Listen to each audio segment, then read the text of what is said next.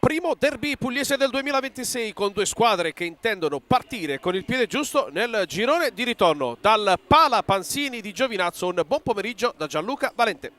Itria, Segovia, palla in mezzo, Punzi anticipato ancora e poi arriva il palo. Primo pericolo per la porta di Stiro di Capua con il diagonale che è andato a stamparsi sul palo da parte di Riccardo Punzi. Fischio del direttore di gara. Palla respinta e poi ancora il palo di Segovia. Secondo legno per l'Itria.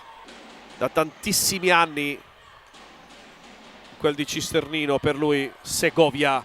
Proiezione di Segovia, pallone d'un soffio fuori. Calcio di punizione già battuto.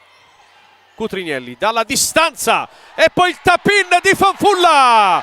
Giovinazzo in vantaggio. In gol Flavio Fanfulla dopo 6 minuti e 42 secondi di gioco. Semeraro, D'Aversa lascia sul posto di Benedetto. D'Aversa sbaglia tutto. D'Aversa con l'addoma da tutto solo sul secondo palo. Suona la sirena, gioco che riprende. C'è da sistemare sicuramente il tabellone. Nel frattempo Tanche gestisce il pallone, apertura per Divanei, non trattiene Palazzo e arriva il 2-0 da parte del defender Giovinazzo con Divanei. Recupera Punzi che serve Segovia. Bella palla illuminante per Punzi che si divora il 2-1. Calcio d'angolo Itria. La domanda bacia il palo più lontano, il suo diagonale e gonfia la rete per il 2-1 dell'Itria. Adesso finalmente una soddisfazione per lui Cutrignelli da posizione favorevole, sparacchia in curva. Occasionissima per il Giovinazzo da riportarsi sul +2 e adesso veramente gran giocata per la domanda in due tempi. Ottima la risposta di Capua che serve Cutrignelli, ancora Cutrignelli, tocco morbido Nicola Cutrignelli, questa volta non fallisce. Giovinazzo 3-1 avanti sull'Itria. Ottima l'uscita, pressing adesso, sbaglia tutto però Cutrignelli. D'Aversa a sua volta commette un errore banale e allora nuovamente Cutrignelli in possesso palla. Tunnel, Tanche! Un rigore in movimento fallito da Luca Stanche. Mister Menini, perché sono state tante le azioni fallite dai suoi giocatori. Tanche per Divanei, tocco morbido! Divanei! Doppietta per lui, saluto alla telecamera e 4-1, defender Giovinazzo. Ha una prima frazione che era cominciata bene, che poi pian pianino si è andata a spegnere. Bruno raddoppiato, Di Fonso recupera palla, Di Fonso per Di Benedetto, traversa da 0 metri. Dopo il time out di Menini qualcosa è cambiato nel Giovinazzo e l'Itria non ha saputo prendere le giuste misure. Adesso Punzi recupera palla di Benedetto, il tentativo e la rete di Foppa.